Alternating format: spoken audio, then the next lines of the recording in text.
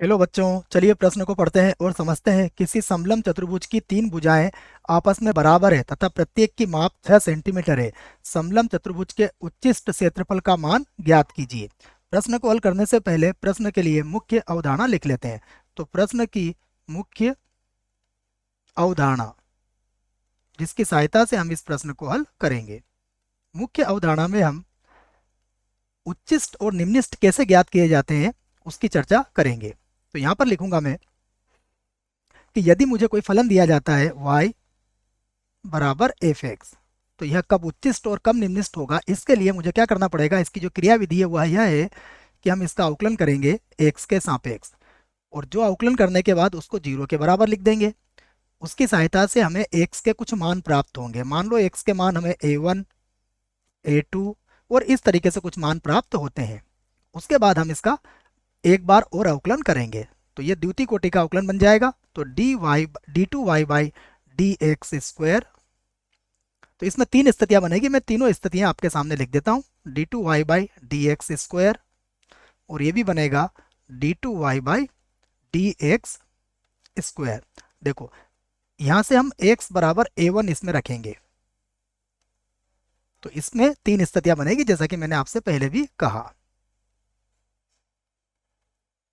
अब यह हो सकता है कि जब हम इसमें x बराबर a1 रखें तो हो सकता है कि यह 0 से बड़ा आए, हो सकता है यह 0 से छोटा आए, या हो सकता है यह 0 के बराबर आए।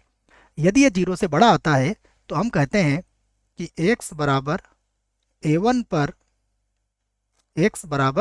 a1 पर क्या मिलेगा, हमें निम्नतम मिलेगा।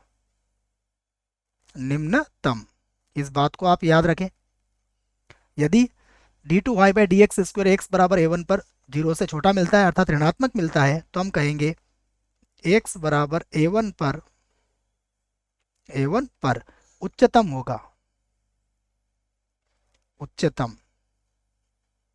और अगर यह स्थिति बनती है कि यह 0 के बराबर आता है, तो हम कहेंगे x बराबर a1 पर परीक्षण परीक्षण असफल है, असफल होगा। तो यह स्थिति यहां पर बनेगी नहीं, इन दोनों में से कोई स्थिति बन सकती है, उसी पर हम लोग बात करेंगे। आइए प्रश्न को समझते हैं। सबसे पहले हमसे कहा गया है समलंब चतुर्भुज, तो हम सबसे पहले समलंब चतुर्भुज बनाते हैं। ये हमने एक समलंब चतुर्भुज बनाया, यह बना लिया हमने एक समलंब चतुर्भुज। इसे नाम दे दिया हमने ए, बी, सी और डी। और हमसे कहा गया है कि इसकी तीन भुजाएं बराबर है, तो यह भी 6 है, यह भी 6 है और यह भी 6 है। तीनों ही भुजाएं आपको सेंटीमीटर में दी हुई है, तो यहाँ पर लिख देता हूं मैं, ये भी सेंटीमीटर में है, ये भी सेंटीमीटर में है, और यह भुजा भी सेंटीमीटर में ही दी गई है। यह समलंब चतुर्भुज एबीसीडी हमने बना लिया है। सबसे पहले हम इसे लिख देते हैं कि यह एक समलंब चतुर्भुज एबीसीडी है। इस बात को हम मान लेते हैं। माना एबीसीडी एक समलंब चतुर्भुज है, समलंब चतुर्भुज है।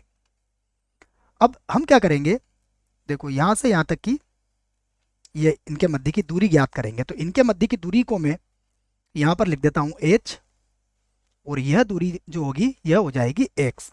तो यहां पर हम एक कोई बिंदु ले लेते हैं, ए बी सी डी के बाद बिंदु E ले लेते हैं, और यहां पर सी ई बराबर, तो मैं h ले लेता हूं, ये h सेंटीमीटर हो जाएगी।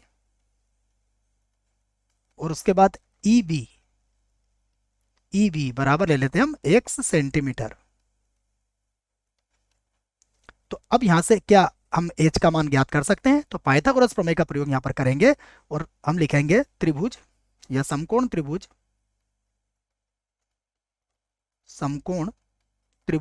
BCE में,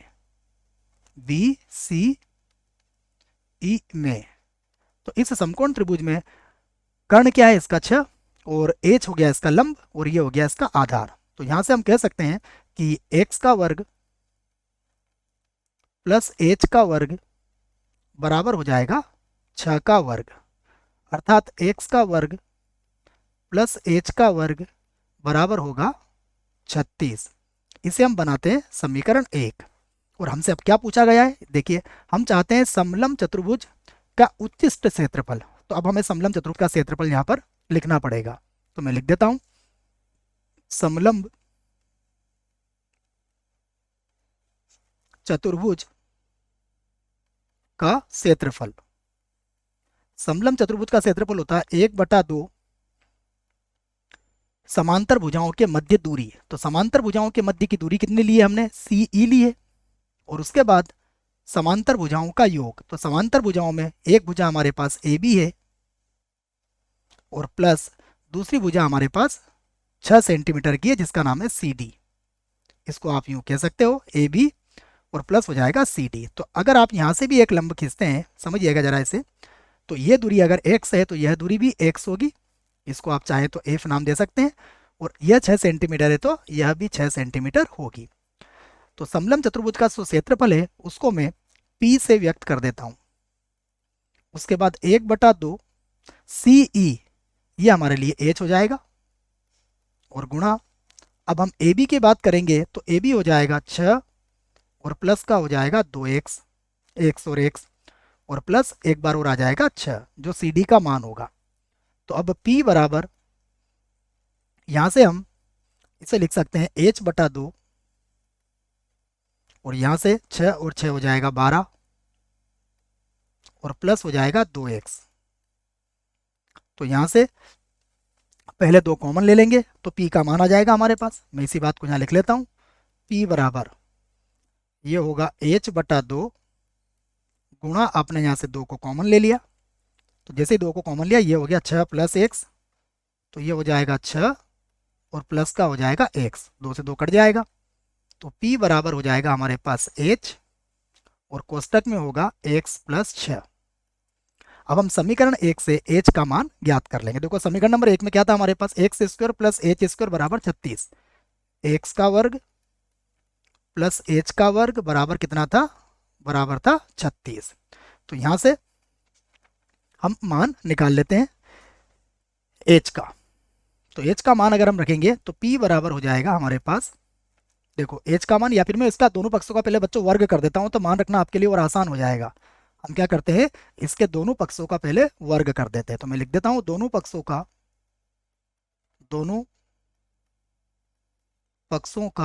वर्ग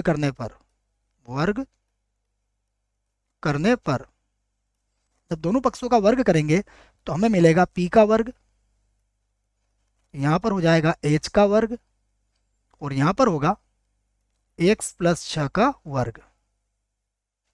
अब आप P का वर्ग बराबर लिख सकते हैं h का वर्ग किसके बराबर होगा, यह बराबर होगा 36 माइनस x के वर्ग के, और उसके बाद यहां हो जाएगा x + 6 का वर्ग। ये हो गया। अब हम ये जो p का वर्ग है इसे मान सकते हैं p डैश। तो मैं यहां पर क्या करता हूं, p का जो वर्ग है उसको p डैश से व्यक्त कर देता हूं। मैं इस बात को लिख देता हूं कि ये जो p का वर्ग है, जहां p के वर्ग को मैंने कितना मान लिया है, p डैश मान लिया है बच्चों। अब हम इसका अवकलन कर सकते हैं x के सापेक्ष। तो अब मैं इसका अवकलन करूंगा x के सापेक्ष। तो x के सापेक्ष अवकलन करने पर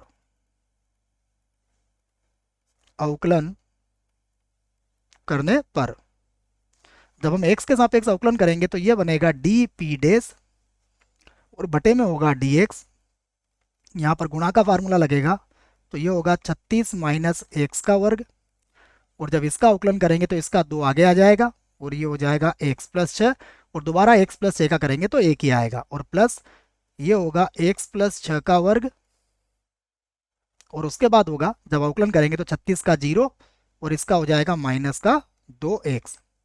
ये होगा dp डैश बटा dx बराबर 36 माइनस x की घात 2 को अगर आप ध्यान से देखें तो यहाँ से हम क्या करते हैं, x + 6 को कॉमन ले लेते हैं बच्चों, तो ज़्यादा अच्छा रहेगा। यहाँ से हम क्या करेंगे, x + 6 को कॉमन ले लेते हैं। ये मैंने x + 6 को कॉमन ले लिया तो यहाँ पर 2 से गुणा हो जाएगा तो ये होगा 72 माइनस का 2x का वर्ग, और यहाँ से भी x प्लस 6 को कॉमन लेंगे और 2x का गुणा करेंगे तो ये होगा माइनस 2x का वर्ग, और माइनस का हो जाएगा 12x। अब हम इन्हें जोड़ लेते हैं तो ये होगा x प्लस 6, यहाँ पर हो जाएगा माइनस 4x का वर्ग, माइनस के 12x, और प्लस का हो जाएगा 72। यहाँ से -4 को अब हम कॉमन लेंगे तो dp डेस बटा dx बराबर माइनस का 4, यहाँ पर होगा x प्लस 6, और यहाँ बचेगा x का वर्ग, और उसके बाद देखो 4 कॉमन ले लिया माइनस का तो यहाँ प्लस का 3x बच जाएगा, और यहाँ माइनस का 18 बच जाएगा, तो प्लस का 3x माइनस का 18। अब हम इसके गुणनखंड कर लेते हैं तो माइनस का 4 x प्लस 6, इसके गुणनखंड करेंगे तो x का वर्ग ये होगा 6x माइनस 3x, और माइनस के 18। फिर से लिखेंगे -4 x प्लस 6, और इसके गुणनखंड करेंगे तो ये हो जाएंगे x प्लस 3, या मैं पहले पूरा ही हल करके बता देता हूँ बच्चों आपको, जिससे कि दिक्कत जरा सी भी नहीं आए।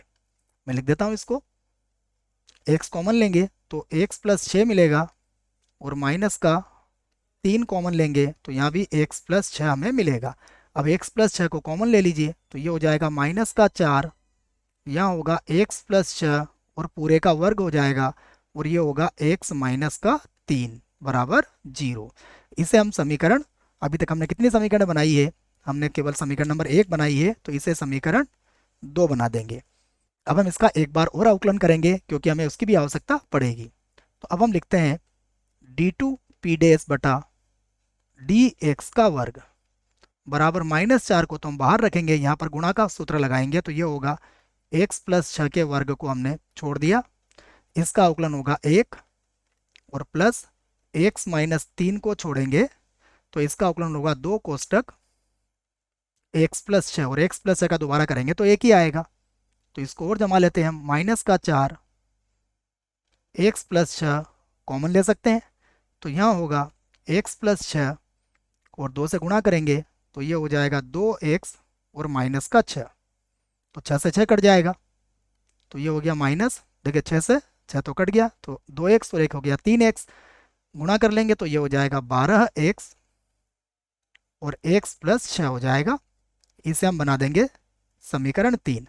अब समीकरण 2 जो है उसकी तुलना हम 0 से करेंगे, जैसा कि हमने मुख्य उदाहरण में सीखा है। तो अब हम लिखेंगे डी पी डेस बटा dx बराबर 0। इसको 0 लिखने से क्या होगा, देखो -4 तो 0 के बराबर हो नहीं सकता है, तो एक तो हम लिखेंगे x प्लस 6 का मान 0 के बराबर, तो इसको यहाँ पर समझा देता हूँ मैं। तो एक तो होगा कि x प्लस 6 जो होगा इसका वर्ग या तो यह 0 के बराबर होगा, या x माइनस 3 0 के बराबर होगा।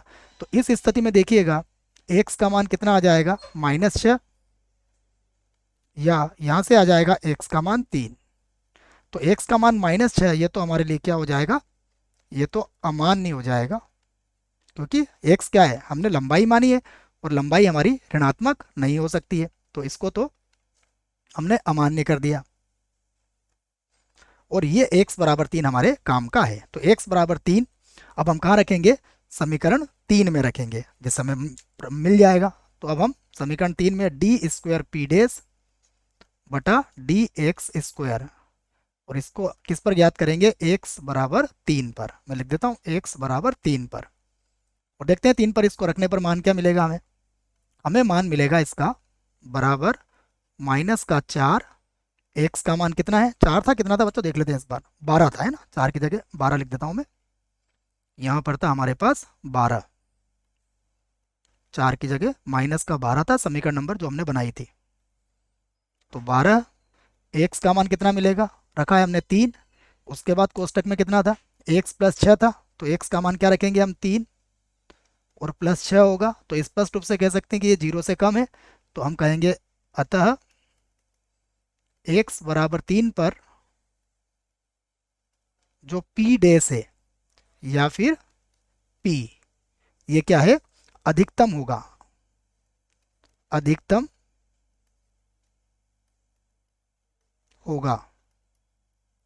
अब हमें यह पता लग चुका है कि x बराबर 3 पर अधिकतम होगा, तो अब हम इसका अधिकतम क्षेत्रफल ज्ञात कर लेते हैं। तो अतः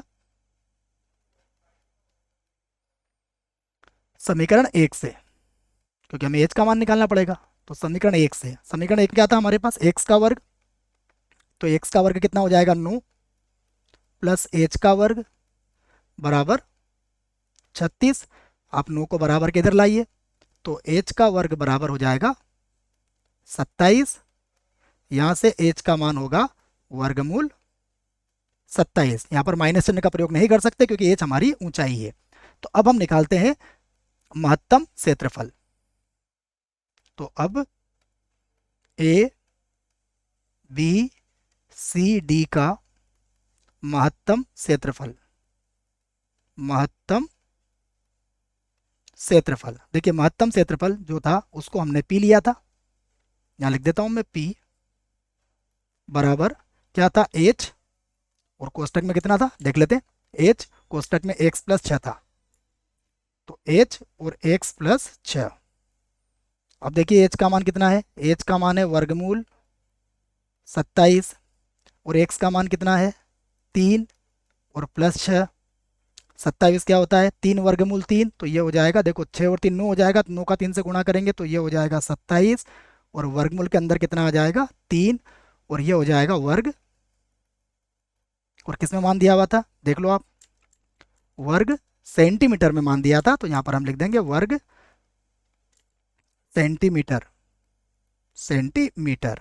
यही हमारे प्रश्न का उत्तर होगा। आशा करता हूँ आपको इस प्रश्न का उत्तर समझ में आया होगा। धन्यवाद।